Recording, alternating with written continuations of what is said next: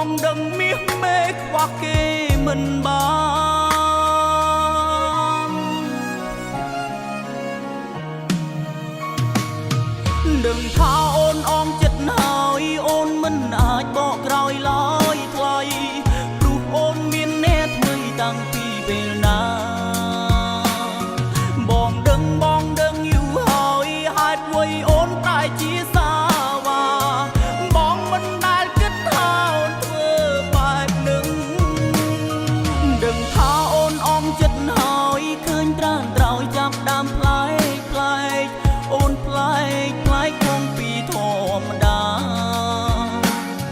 អ្នកក្រោយដែលអូនស្រឡាញ់តើគេល្អជាងមកប៉ុណ្ណាទើបដាច់ចិត្តចោលសង្សារទៅយកអ្នកថ្មី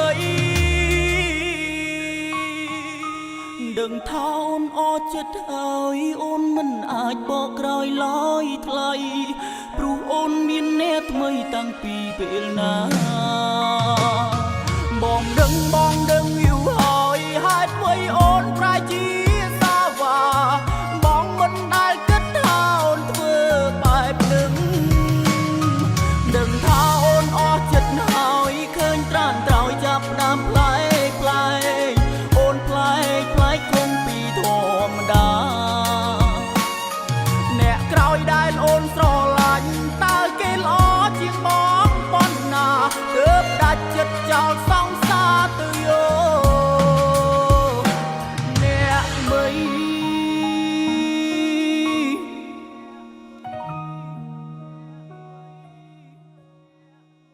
ទី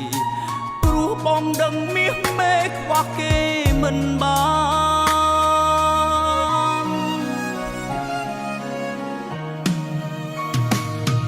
ដឹងថាអូនអងចិត្តហើយអូនមិនអាចបកក្រោយឡើយថ្លៃព្រោះអូនមានអ្នកថ្មីតាំងពីពេលណាបងដឹងយូរហើយហេតុអ្វីអូនប្រែជាសាវ៉ាបងមិនដែលគិតថាអូនធ្វើបែបនឹងដឹងថាអូនអងចិត្តហើយឃើញត្រានត្រោយចាប់ដើមផ្លែកអូនផ្លែកគង់ពីធម្មតា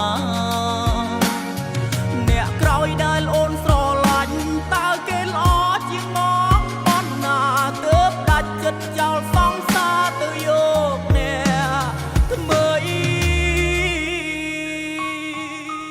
ដឹងថាអូនអចិត្តហើយអូនមិនអាចបកក្រោយឡើយថ្លៃព្រោះអូនមានអ្នកថ្មីតាំងពីពេលណា